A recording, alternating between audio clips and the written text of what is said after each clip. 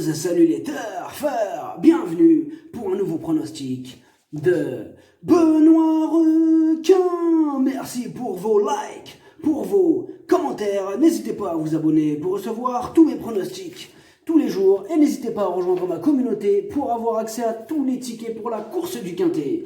Ok, place au pronostic du Quintet du jeudi 29 octobre. Direction Paris-Longchamp pour le prix de Longchamp. Plat 2400 mètres, 14 partants, réunion 1, course 3, indice de confiance 2 sur 5.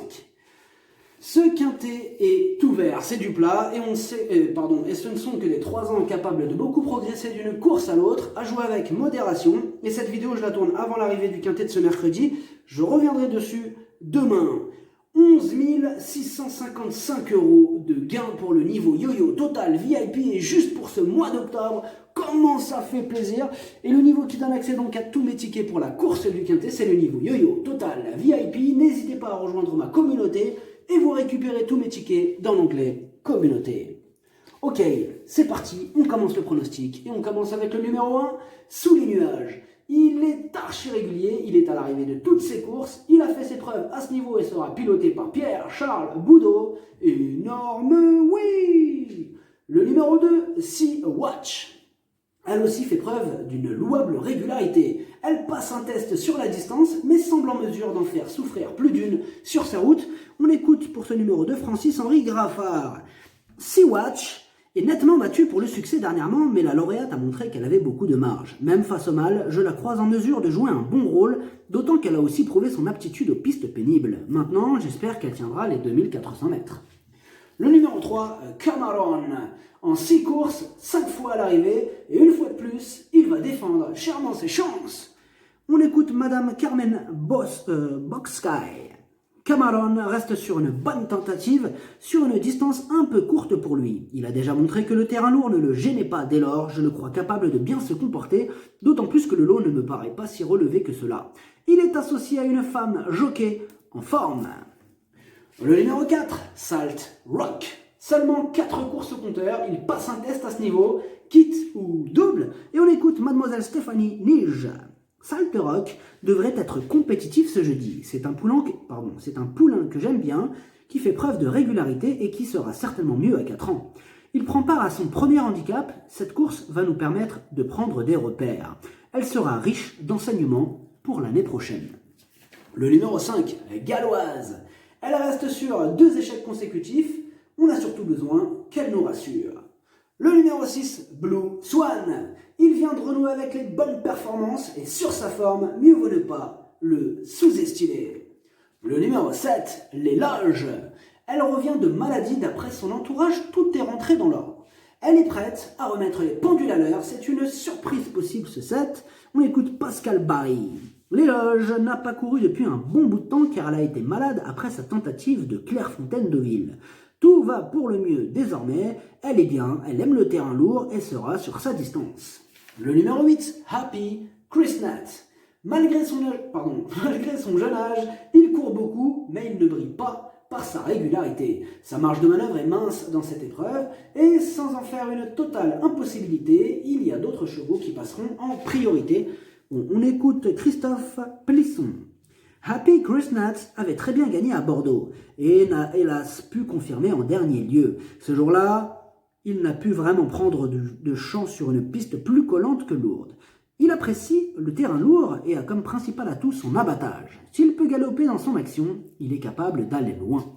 Le numéro 9, Sunflower. Ses dernières sorties sont excellentes.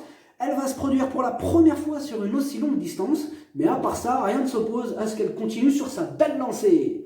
Le numéro 10, Célie.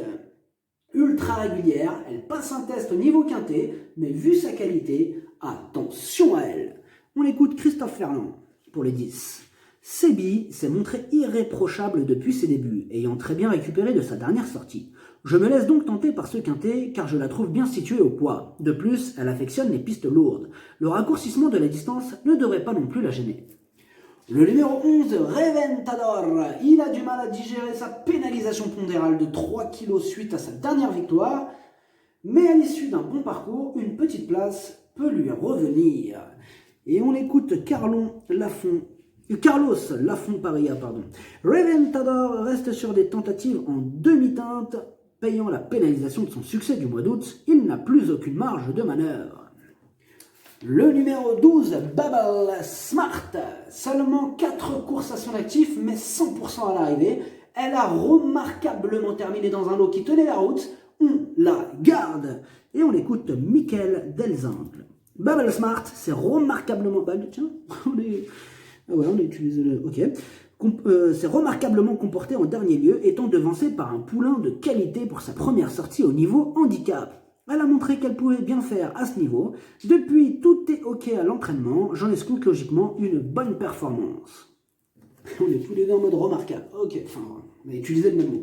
Le numéro 13, Royal Ghost. Il reste sur une victoire et va devoir composer avec une pénalisation pondérale cette fois-ci. Mais vu sa forme, c'est un possible trouble fait.